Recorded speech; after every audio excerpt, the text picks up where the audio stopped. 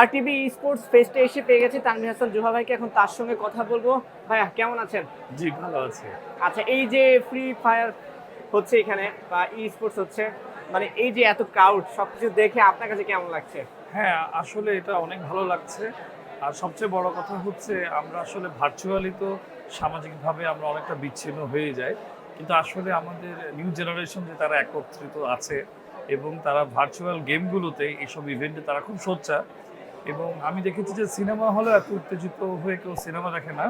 একটু আগে লাইভ ডেমনস্ট্রেশনে তারা যেভাবে উত্তেজিত ছিল, আমার দেখে মনে হচ্ছে আমি বোধহয় গেমের একটা পার্ট হয়ে গিয়েছি। খুবই ভালো লাগছে দেখে। আচ্ছা, কিন্তু এই যে বলছিলেন না তরুণ প্রজন্ম হয়তোবা যতটা এক্সাইটেড, আবার তরুণ প্রজন্মের অভিভাবক যারা আছে তারা কিন্তু আবার এই স্পোর্টস বা গেমিং নিয়ে অনেকটা অভিযোগ আছে আর কি। এই ক্ষেত্রে আসলে আপনার সাজেশন বা আপনার পর্যবেক্ষণটা কি? জি দেখেন, আমাদের একটি বিষয় আছে, সেটা হলো মানসিক স্বাস্থ্যের একটা ব্যাপার আছে। তো উন্নত বিশ্বে মানসিক স্বাস্থ্যকে অত্যন্ত গুরুত্ব সহকারে দেখা হয় এবং একটি কথা মনে রাখতে হবে, মনের রোগ অনেক জটিল শরীরী রোগের থেকে। তো আমরা এই শিশুদের, বিশেষ করে নিউ জেনারেশন বাবুরা যারা, তাদের কিন্তু মনস্তান্ত্রিক বিষয়টা অনেক গুরুত্বপূর্ণ। তারা প্রতিবাদী এবং তারা কিন্তু সবসময় অভিভাবকের কিংবা গুরুজনের অথবা বন্ধু-বান্ধবদের যে কোনো তথ্য বা যে কোনো কিছুই তারা সহজে মেনে নিতে পারে না। তো এটা একটা জেনারেশন গ্যাপ বলবো না, এটা একটা নেচার হয়ে গিয়েছে।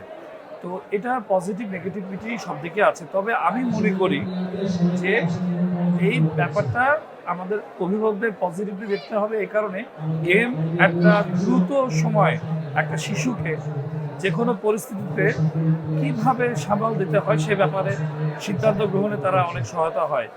এবং আমি আমার স্কুল লাইফে দেখেছি যারা গেম খেলতো তারা বর্তমানে অনেক বড় বড় ব্যক্তিত্ব এবং সফল ব্যবসায়ী হয়েছে এবং সফল আমলাও হয়েছে। সুতরাং বাধা না দিয়ে তাদের মনস্তাত্ত্বিক ব্যাপারটিকে শ্রদ্ধা সম্মান দেখিয়ে তাদের সাথে আলোচনা করে নেগোসিয়েশন করে আমরা তারা যদি এটার পড়ালেখা এবং গেমিং এর সমন্বয় যদি সাধন করা যায় তাহলে এটা সবচেয়ে ভালো হবে।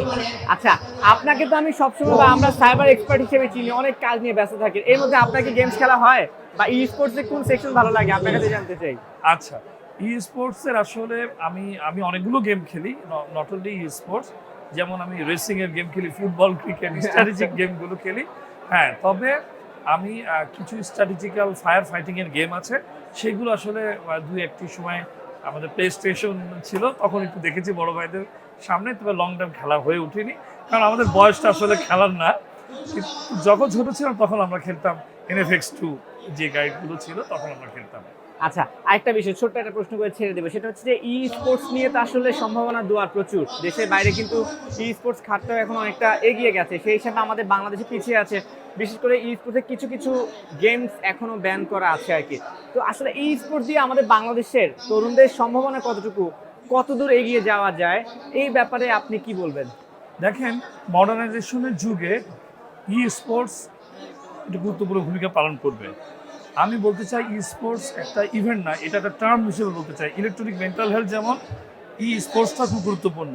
এখানে যেটা হবে, আমাদের যেহেতু মাঠঘাটটা কমে গিয়েছে, এখন কিন্তু সবাই মোবাইলে গেম খেলছে এবং এই প্রভাবটা কিন্তু ঢাকাতে না, এই প্রভাবটা গ্রামে গঞ্জেও দেখবেন।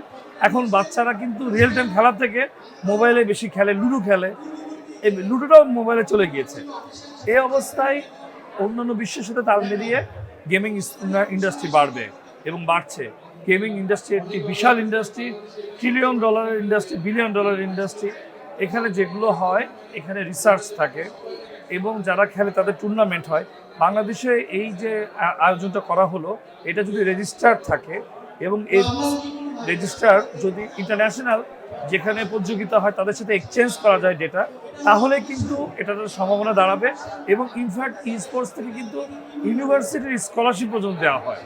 এই তথ্য কতটুকু জানে বাংলাদেশের গেমারও জানি না, ফুল স্কলারশিপ দিচ্ছে যারা ই স্পোর্টস ভালো খেলছে। তো আমি বলতে চাই যে এই গেমিংয়ের মাধ্যমে কারো যদি খুব ভালো লেগে থাকে, এটা তো শুধু নেশা নয়, এটা তো একটা স্ট্র্যাটেজিক্যাল ব্যাপার। যে কোনো ক্রিকেট, ফুটবলের মতো বড় ইভেন্ট যেমন, এই ভার্চুয়াল গেমটা তেমন হওয়া উচিত। লিটারালি আক্ষরিক কোনো পার্থক্য নেই। নিষিদ্ধের যে বিষয়টা এর আগে উঠেছে, আমি বলতে চাই আমাদের লেখাপড়া এবং বাচ্চাদের মনস্তান্ত্রিক বিষয়টি বিশ্লেষণের অভাবে আসলে এই দূরত্বটি তৈরি হচ্ছে। সুতরাং জোর করে এখানে পড়ানোর কিছু নেই, দূরত্বটিকে গুছিয়ে আনে কাউন্সিলিংয়ের মাধ্যমে। লেখাপড়ার পাশাপাশি একটা শিশুর যদি ন্যাক থাকে গেমিংয়ে, তার এই চাওয়াটাকে শ্রদ্ধা রেখে, সম্মান রেখে আমার মনে হয় সামনে এগোলে পরে আমরা সুন্দর একটি সমাজ ব্যবস্থা তৈরি করতে পারবো। ঠিক আছে তানভীর ভাই, আপনাকে অসংখ্য ধন্যবাদ। আর যেটা বলতে চাই আপনার কথা সুর ধরে, যে আসলে নেশা নয়, ই স্পোর্টসটা এখন একটা পেশা হয়ে যাচ্ছে। অভিভাবকরা একটু ঘাটাঘাটি করলে হয়তো বিষয়টা সম্পর্কে আরো জানতে পারবে, তাহলে ভুল ধারণাটা কেটে যাবে। ভালো থাকবেন। ধন্যবাদ।